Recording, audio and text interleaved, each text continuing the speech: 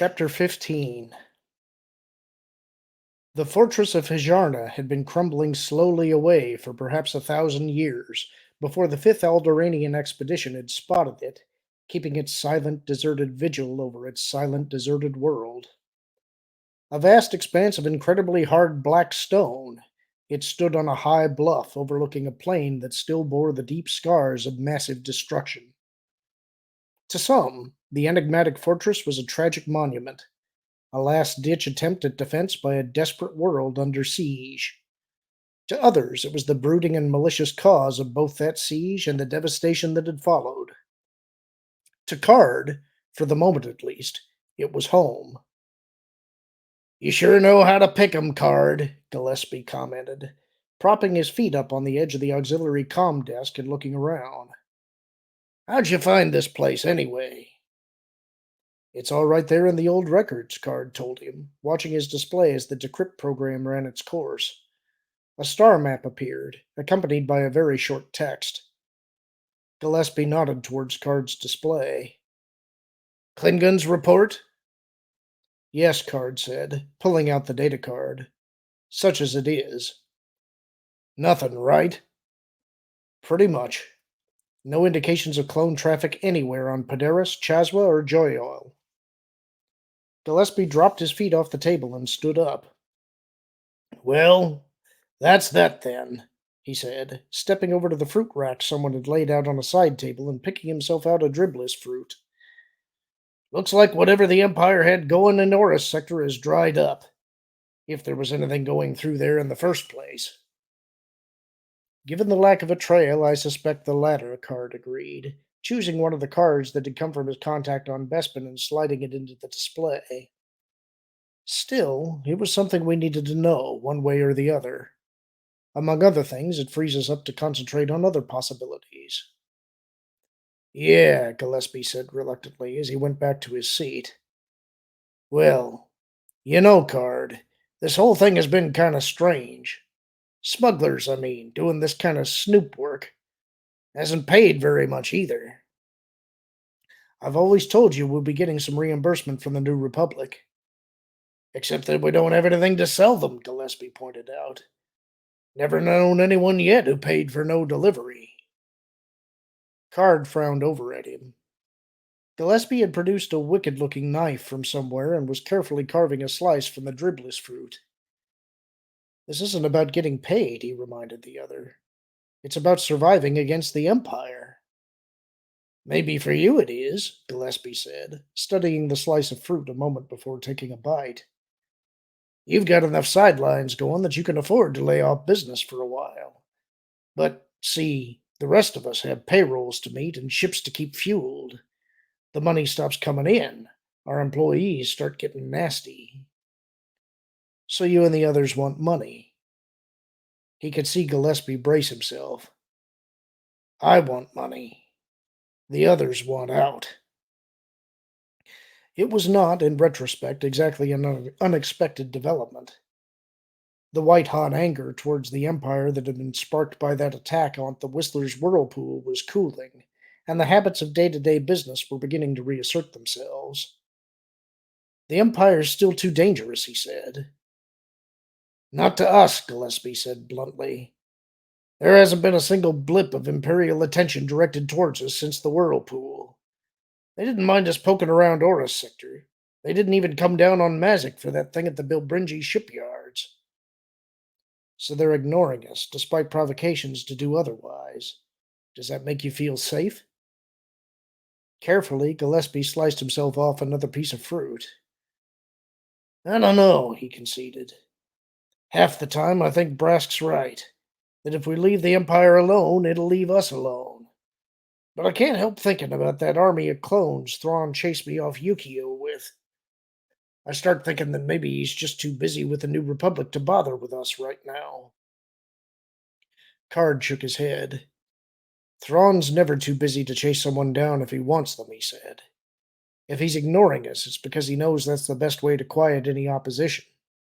Next step will probably be to offer us transport contracts and pretend that we're all good friends again. Gillespie looked at him sharply. You been talking to Partal? No. Why?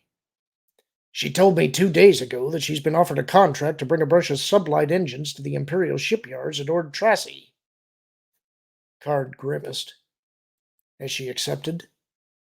Said she was still working out the details. But you know Parta. She's always running right on the edge. Probably can't afford to say no. Card turned back to his display, the sour taste of defeat in his mouth. I suppose I can't really blame her, he said. What about the others? Gillespie shrugged uncomfortably. Like I said, the money keeps going out. We have to have money coming in, too. And just like that, the reluctant coalition he'd tried to put together was falling apart, and the Empire hadn't had to fire a single shot to do it. Then I suppose I'll just have to go it alone, he said, standing up. Thank you for your assistance. I'm sure you'll want to be getting back to business. Now don't get all huffy, Card, Gillespie chided him, taking one last bite of fruit and getting to his feet. You're right. This clone stuff is serious business. If you want to hire my ships and people for your hunt, we'll be happy to help you out. We just can't afford to do it for free anymore, that's all. Just let us know. He turned towards the door. Just a minute, Card called after him. A rather audacious thought had just occurred to him. Suppose I find a way to guarantee funding for everyone. You think the others would stay aboard too? Gillespie eyed him suspiciously. Don't con me, Card. You don't have that kind of money lying around. No, but the New Republic does. And under the current situation, I don't think they'd be averse to having a few more fighting ships on the payroll. Uh-uh, Gillespie shook his head firmly. Sorry, but privateer's a little out of my line. Even if your duty consists entirely of collecting information? Card asked. I'm not talking about anything more than what you were just doing in the Oris sector. Sounds like a dream assignment, Gillespie said sardonically. Except for the tiny little problem of finding someone in the New Republic stupid enough to pay privateer rates for snoop duty. Card smiled. Actually, I wasn't planning to waste their valuable time telling them about it. Have you ever met my associate Gent? For a moment, Gillespie just stared at him, looking puzzled. Then abruptly, he got it. You wouldn't. Why not? Card countered. On the contrary, we'd be doing them a service. Why clutter their lives with these troublesome accounting details when they're trying to survive a war? And since they'd have to pay anyway once we found the clone center for them. Exactly, Card nodded. We can consider this merely a prepayment for work about to be rendered. Just as well they won't know about it until it's over, Gillespie said dryly. Question is, can Gent pull it off? Easily, Card assured him, particularly since he's inside the Imperial Palace on Coruscant at the moment. I was planning to head that way soon to pick Mara up anyway. I'll simply have him slice into some sector fleet's records and write us in. Gillespie exhaled noisily. It's got possibilities. I'll give it that much. Don't know if it'll be enough to get the others back on board, though. Then we'll just have to ask them, Card said, stepping back to his desk. Invitations for, say, 4 days from now? Gillespie shrugged. Give it a try. What do you got to lose? Card sobered. With Grand Admiral Thrawn, he reminded the other. That's not a question to ever ask lightly. The evening breezes moved through the crumbling walls and stone columns of the ruined fortress, occasionally whistling softly as it found its way through a small hole or crevice. Sitting with his back to one of the pillars, Card sipped at his cup and watched the last sliver of the sun disappear below the horizon. On the plain below, the long shadows stretching across the scarred ground were beginning to fade as the coming darkness of night began its inexorable move across the landscape.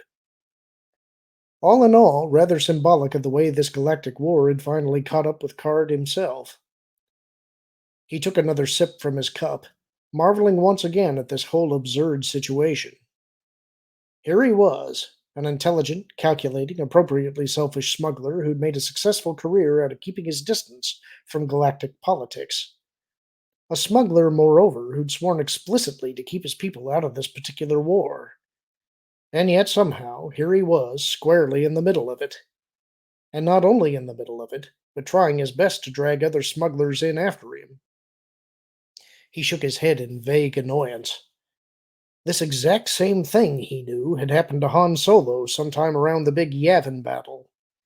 He could remember being highly amused by Solo's gradual entanglement in the Rebel Alliance's nests of duty and responsibility.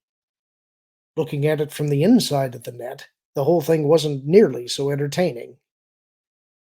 From across the battered courtyard came the faint sound of crunching gravel.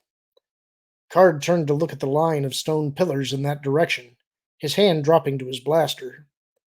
No one else was supposed to be here at the moment. Sturm? He called softly. Drang? The familiar cackling purr came in response, and Card let out a quiet sigh of relief. Over here, he called to the animal. Come on, over here. The order was unnecessary. The Vornsker was already loping around the pillar towards him, its muzzle low to the ground, the stub of its truncated whipped tail wagging madly behind him. Probably Drang, Card decided. He was the more sociable of the two, and Sturm had a tendency to dawdle over his meals. The Vornsker skidded to a halt beside him, giving another of his strange cackle purrs, a rather mournful one this time, as he pressed his muzzle up into Card's outstretched palm. It was Drang, all right. Yes, it's very quiet, Card told him, running his hand back up across the animal's face and around to scratch at the sensitive skin behind his ears. But the others will be back soon. They've just gone out to check on the other ships. Drang gave another mournful cackle purr and dropped into a half crouch beside Card's chair, staring alertly out over the empty plain below. But whatever he was looking for, he didn't find it, and after a moment he growled deep in his throat and lowered his muzzle to rest on the stone. His ears twitched once, as if straining to hear a sound that wasn't there, and then they too folded back down. It's quiet down there too, Card agreed soberly, stroking the Vornsker's fur. What do you suppose happened here? Drang didn't answer. Card gazed down at the Vornsker's lean, muscled back, wondering yet again about these strange predators he'd so casually, perhaps even arrogantly, decided to make pets of. Wondering if he'd have thought twice about doing so if he'd realized that he was dealing with possibly the only animals in the galaxy who hunted via the Force. It was a preposterous conclusion on the face of it. Force sensitivity itself wasn't unheard of, certainly. The Godel had a fairly useless form of it, and there were persistent rumors about the Dwingguin as well, to name just two. But all those that had such sensitivity were sentient creatures, with the high levels of intelligence and self-awareness that implied. For non-sentient animals to use the Force this way was something new. But it was a conclusion that the events of the past few months had forced him to. There had been his pet's unexpected reaction to Luke Skywalker at Card's Merkur base. There'd been the similar and, again, previously unseen reaction to Mara aboard the Wild Card, just before the hunch she'd had that had saved them from that Imperial Interdictor cruiser. There'd been the far more vicious reaction of the Wild Vornskers towards both Mara and Skywalker during their 3-day trek through the Merkur forests. Skywalker was a Jedi. Mara had shown some decidedly Jedi-like talents, and perhaps even more telling, the existence of the bizarre Force-empty bubbles created by Merkur's Ysalamiri could finally be explained if they were simply a form of defense or camouflage against predators. Abruptly, Drang's head snapped up, his ears stiffening as he twisted halfway around. Card strained his ears, and a few seconds later he heard the faint sounds of the returning shuttle. It's all right, he assured the Vornsker. It's just Chin and the others, back from the ship. Drang held the pose a moment longer. Then, as if deciding to take Card's word for it, he turned and laid his head back down again. Looking out over a plain that, if Card's suspicions were right, was more silent even for him than it was for Card. Don't worry, he soothed the animal, scratching again behind his ears. We'll be out of here soon, and I promise that the next place we go will have plenty of other life around for you to listen to. The Vornsker's ears twitched, but that might have just been the scratching. Taking one last look at the fading colors of sunset, Card stood up, resettling his gun belt across his hips. There was no particular reason to go in yet, of course. The invitations had been written, encrypted, and transmitted, and for now there was nothing to do except wait for the replies. But suddenly it felt lonely out here. Much lonelier than it had a few minutes ago. Come on, Drang, he said, reaching down for one last pat. Time to go in. The shuttle settled to the floor of the Chimera's hangar bay, release valves hissing over the heads of the stormtroopers moving purposefully into escort position around the lowering ramp. Pelion stayed where he was beside Thrawn, grimacing at the smell of the skid gases and wishing he knew what in the Empire the Grand Admiral was up to this time. Whatever it was, he had a bad feeling that he wasn't going to like it. Thrawn could talk all he liked about how predictable these smugglers were, and maybe to him they were. But Pelion had had his own share of dealings with this sort of fringe scum, and he'd never yet seen a deal that hadn't gone sour one way or the other. And none of those deals had started from the sheer audacity of an attack on an Imperial shipyard. The ramp finished its descent and locked in place. The stormtrooper commander peered up into the shuttle and nodded, and flanked by two black-clad fleet troopers, the prisoner descended to the deck. Ah, Captain Mazik, Thrawn said smoothly as the stormtroopers fell into escort positions around him. Welcome to the Chimera. I apologize for this rather theatrical summons and any problems it may have created in your business scheduling, but there are certain matters that cannot be discussed other than face to face. You're very funny, Mazik snarled. A marked contrast, Pelion thought, to the suave, sophisticated ladies' man that had been profiled in Intelligence's files. But then, the knowledge that one was facing an Imperial interrogation was enough to strip the civilized polish from any man. How did you find me? Come now, Captain, Thrawn admonished him calmly. Did you seriously think that you could hide from me if I wanted you found? Card managed it, Mazik shot back, trying hard to put up a good front, but the manacled hands were working nervously at each other. You still haven't got him, have you? Card's time will come, Thrawn told him, his voice still calm, but noticeably cooler. But we're not talking about Card. We're talking about you. Yes, and I'm sure you're looking forward to it, Mazik growled, waving his manacled hands. Let's get it over with. Thrawn's eyebrows lifted slightly. You misunderstand, Captain. You're not here for punishment. You're here because I wanted to clear the air between us. Mazik paused in mid-bluster. What are you talking about? He asked suspiciously. I'm talking about the recent incident at the Bilbringi shipyards, Thrawn said. No, don't deny it. I know it was you and Eller who destroyed that unfinished Star Destroyer, and normally the Empire would exact an extremely high price for such an act. However, under these particular circumstances, I'm prepared to let it go. Mazik stared at him. I don't understand. It's very simple, Captain. Thrawn gestured, and one of Mazik's escort began removing his restraints. Your attack on Bilbringi was in revenge for a similar attack against a smugglers' meeting you attended on Trogan. All well and good, except that neither I nor any senior Imperial officer authorized that attack. In fact, the garrison commander had explicit orders to leave your meeting alone. Mazik snorted. You expect me to believe that? Thrawn's eyes glittered. Would you rather believe I was so incompetent that I allowed an inadequate field force to be sent on a mission? He bit out. Mazik eyed him, still hostile, but starting to look a little thoughtful as well. I always thought we got away too easily, he muttered.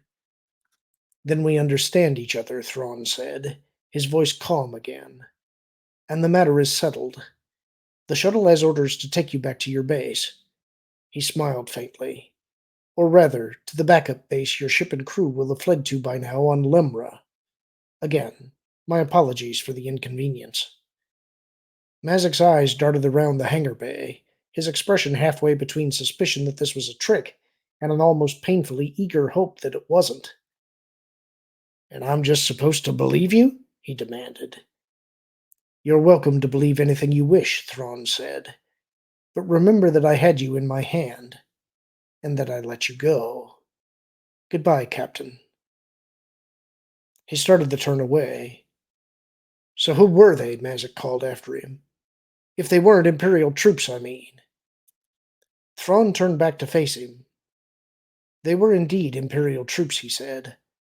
Our inquiries are still incomplete, but at the moment it appears that Lieutenant Kosk and his men were attempting to make a little extra money on the side. Mazik stared. Someone hired them to hit us? Imperial troops? Even Imperial troops are not always immune to the lure of bribery, Thrawn said, his voice dark with an excellent imitation of bitter contempt. In this case, they paid for their treason with their lives. Be assured that the person or persons responsible will pay a similar price. You know who it was? Mazik demanded. I believe I know, Thrawn said. As yet, I have no proof. Give me a hint. Thrawn smiled sardonically. Form your own hints, Captain. Good day. He turned and strode back towards the archway leading to the service and prep areas. Pelion waited long enough to watch Mazik and his escort turn and start back up into the shuttle, then hurried to join him. Do you think you gave him enough, Admiral? He asked quietly. It won't matter, Captain, Thrawn assured him. We've given him all that's necessary. And if Mazik himself isn't clever enough to finger card, one of the other smuggler chiefs will be. In any case, it's always better to offer too little rather than too much. Some people automatically distrust free information. Behind them, the shuttle lifted from the deck and swung back around into space, and from the archway ahead, a grinning figure emerged. Nicely done, Admiral, Niles Ferrier said, shifting his cigar to the other side of his mouth. You got him all squirmy and then tossed him back. You'll be thinking about that for a long time. Thank you, Ferrier, Thrawn said dryly. Your approval means so very much to me. For a second, the ship thief's grin seemed to slip. Then, apparently, he decided to take the comment at face value. Okay, he said. So what's our next move? Thrawn's eyes flashed at the hour, but he let it go. Card sent out a series of transmissions last night, one of which we intercepted, he said. We're still decrypting it, but it can only be a call for another meeting. Once we have the location and time, they'll be provided to you. And I'll go and help Mazik finger Card, Ferrier nodded. You'll do nothing of the sort, Thrawn said sharply. You will sit in a corner and keep your mouth shut. Ferrier seemed to shrink back. Okay, sure. Thrawn held his gaze another moment. What you will do, he continued at last, is to make certain that a certain data card is placed into Card's possession, preferably in the office aboard his ship. That will be where Mazik will probably look first. He motioned, and an officer stepped forward and handed Ferrier a data card. Ah, Ferrier said slyly as he took it. Yeah, I get it. The record of cards deal with this Lieutenant Kosk, huh? Correct, Thrawn said. That, plus the supporting evidence we've already inserted into Kosk's own personal records, should leave no doubt that Card has been manipulating the other smugglers. I expect that to be more than adequate. Yeah, they're a pretty nasty bunch, all right. Ferrier turned the data card over in his hand, chewing on his cigar. Okay, so all I gotta do is get aboard the wild card. He broke off at the look on Thrawn's face. No, the Grand Admiral said quietly. On the contrary, you will stay as far away from his ship and private ground facilities as possible. In fact, you will never allow yourself to be alone while you're at his base. Ferrier blinked in surprise. Yeah, but Helplessly, he held up the data card. Beside him, Pelion felt Thrawn's sigh of strained patience. Your Defel will be the one to plant the data card aboard the wild card. Farrier's face cleared. Oh, yeah, yeah. He could probably slip in and out without anyone even noticing. He had better, Thrawn warned, and suddenly his voice was icy cold. Because I haven't forgotten your role in the deaths of Lieutenant Kosk and his men. You owe the Empire, Farrier, and that debt will be paid. Behind his beard, Farrier's face had gone a little pale. I got it, Admiral. Good, Thrawn said. You'll remain on your ship until Decrypt obtains the location of Card's meeting for you. After that, you'll be on your own. Sure, Farrier said, stuffing the data card into his tunic. So, after they take care of Card, what do I do? You'll be free to go about your business, Thrawn said. When I want you again, I'll let you know. Farrier's lip twitched. Sure, he repeated. And on his face, Pelion saw that he was slowly starting to realize just how deep his debt to the Empire really was. And that's the end of the chapter.